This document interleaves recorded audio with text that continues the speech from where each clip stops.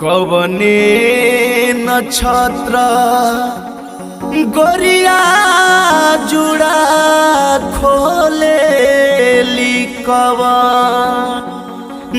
में बांधे लिखवने में बांधे लिहे लालना।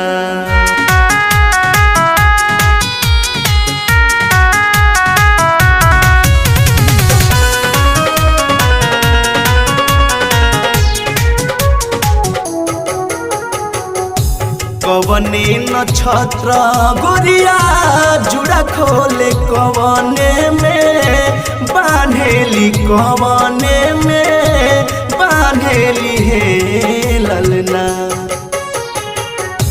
कवने नक्षत्र गोरिया जुड़ा खोले कवने में बांधेली कवने में बांधेली हे ललना। ए ललना कवने नक्षत्र कान्हा जनमे महलिया उठे सोहर हे। ए ललना कवने नक्षत्र कान्हा जनमे महलिया उठे सोहर हे।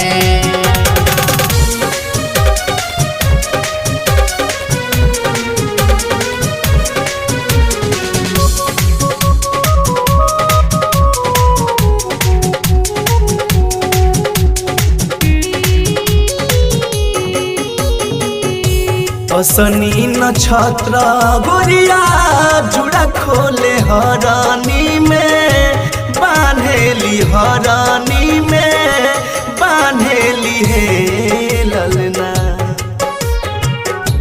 असनी नक्षत्र गोरिया जुड़ा खोले हरानी में बांधेली हरानी में बांधेली हे ललना। ए ललना रोहिणी नक्षत्र कान्हा जनमे महलिया उठे सोहर हे। ए ललना रोहिणी नक्षत्र कान्हा जनमे महलिया उठे सोहर हे।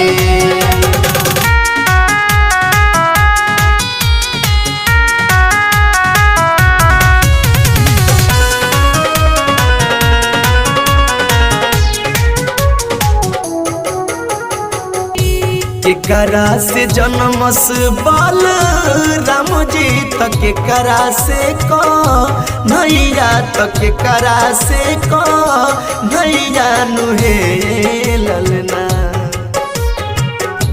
केकरा से जन्मस बाल राम जी तक केकरा से नैया तक केकरा से नैया नुहे ललना। ए ललना केकरा से जन्मस माता दुर्गा तो तीनू घरवा सोहर होला हे। ए ललना केकरा से जन्मस माता दुर्गा तो तीनू घरवा सोहर होला हे।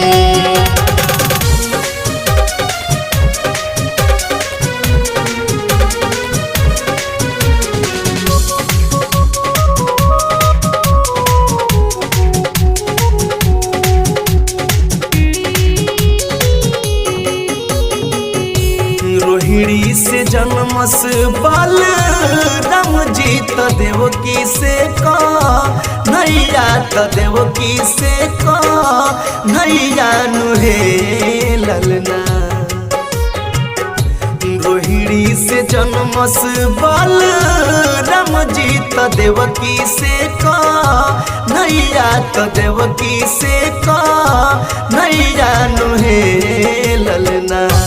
ए ललना जसोदा से जन्मस माता दुर्गा तो तीनू घरवा सोहर होला हे। ए ललना जसोदा से जन्मस माता दुर्गा तो तीनू घरवा सोहर होला हे।